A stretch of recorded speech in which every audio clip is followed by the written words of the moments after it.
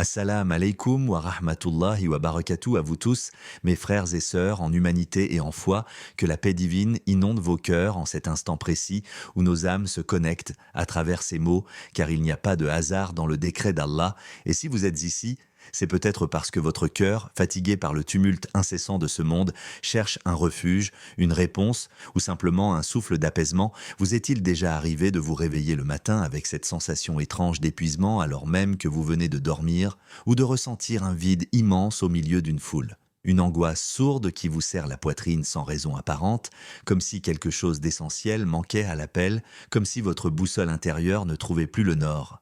C'est le paradoxe de notre époque moderne où nous avons tout pour le confort du corps, mais si peu pour le confort de l'âme. Nous cherchons la paix dans les distractions, dans le défilement infini des écrans, dans l'accumulation des biens. Mais plus nous cherchons à l'extérieur, plus le silence intérieur devient assourdissant. Et c'est là que réside le premier grand secret que nous oublions souvent. L'apaisement n'est pas une destination géographique, ce n'est pas un état financier. C'est un état spirituel, c'est une résonance entre la créature et son créateur, et Allah, dans sa miséricorde infinie, nous a donné la clé universelle dans un verset qui devrait être gravé sur les murs de nos chambres et plus encore sur les parois de nos cœurs. Il dit dans la sourate Ar-Ra'd, verset 28, « N'est-ce pas par l'évocation d'Allah que se tranquillisent les cœurs ?» Coran 13, 28. Remarquez la précision chirurgicale des mots d'Allah.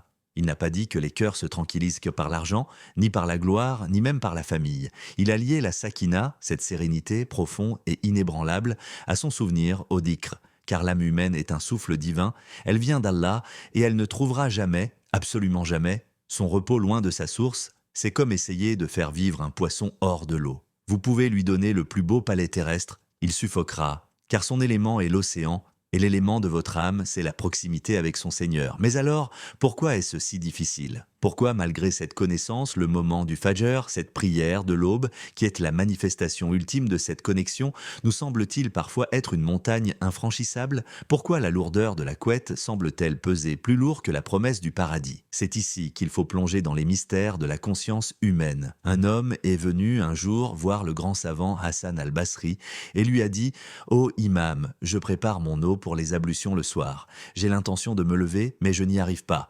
Je reste endormi. » Hassan al-Basri lui a répondu avec une sagesse qui tranche comme une épée de lumière. « Tes péchés t'ont enchaîné. » Cette phrase peut paraître dure, mais elle est d'une vérité libératrice car ce n'est pas votre corps qui est fatigué. C'est votre cœur qui est voilé, le sommeil physique n'est rien comparé au sommeil de l'insouciance. La ghafla, lorsque nous passons nos journées à ignorer les appels d'Allah, à laisser nos yeux regarder ce qui est interdit, nos oreilles écouter les futilités et nos langues dire du mal, nous tissons petit à petit des chaînes invisibles autour de notre âme. Et lorsque vient l'heure bénie du Fajr, l'heure où, comme nous l'enseigne le prophète dans un hadith authentique rapporté par Bukhari et Muslim, notre Seigneur descend au ciel le plus bas durant le dernier tiers de la nuit et dit « Qui m'invoque, que je l'exauce, qui me demande, que je lui donne, qui implore mon pardon, que je lui pardonne ?» À ce moment précis où les portes du ciel sont grandes ouvertes, nous restons cloués au sol, non par manque de force, mais par manque d'amour et de pureté spirituelle. Imaginez un instant la scène. Le roi des rois vous invite à une audience privée, alors que le monde entier est plongé dans l'inconscience.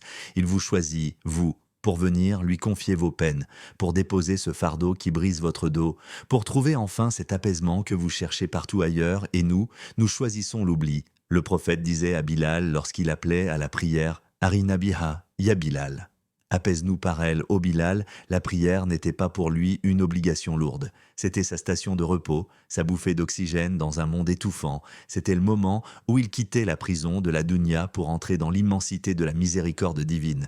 Alors comment transformer cette lourdeur en légèreté ? Comment passer de la contrainte à l'amour ? Le secret réside dans la redéfinition de notre relation avec Allah. Il faut comprendre qu'Allah n'a pas besoin de notre prière. C'est nous qui avons désespérément besoin de lui. Chaque prosternation est une connexion, une recharge pour une batterie spirituelle qui se vide au contact du matérialisme. Rappelez-vous de l'histoire du prophète Yunus, Jonas, paix sur lui, enfermé dans les ténèbres multiples, la nuit, les profondeurs de l'océan et le ventre de la baleine. Quelle situation pourrait être plus angoissante, plus désespérée que la sienne ? Il n'avait aucun moyen de s'en sortir par la logique humaine, aucun smartphone pour appeler à l'aide, aucune force physique pour briser les parois de la bête. Mais il avait la clé, La même clé que vous avez dans votre poche spirituelle, il a crié dans les ténèbres « La ilaha illa anta subhanaka inni kuntu minaz zalimin » Pas de divinité à part toi, pureté à toi, j'ai été vraiment du nombre des injustes.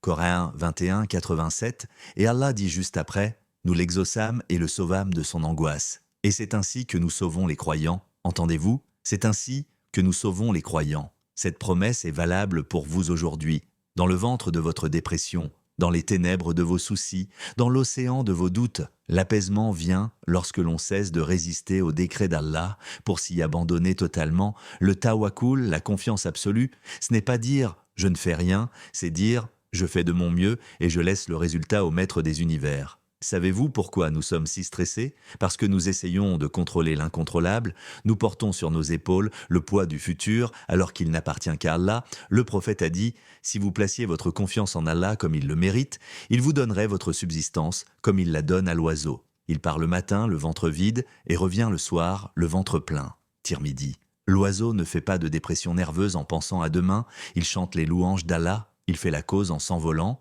et il reçoit, votre âme aspire à cette légèreté de l'oiseau, et pour l'atteindre, il faut alléger le cœur avant de dormir, pardonner à ceux qui vous ont blessé, non pas pour eux, mais pour vous libérer du poison de la rancune. Demandez pardon à Allah pour vos manquements de la journée, car un cœur propre est un cœur léger, et un cœur léger s'élève facilement vers son Seigneur à l'aube. Méditez sur ce verset magnifique de la sourate Az-Zumar. Allah reçoit les âmes au moment de leur mort, ainsi que celles qui ne meurent pas au cours de leur sommeil.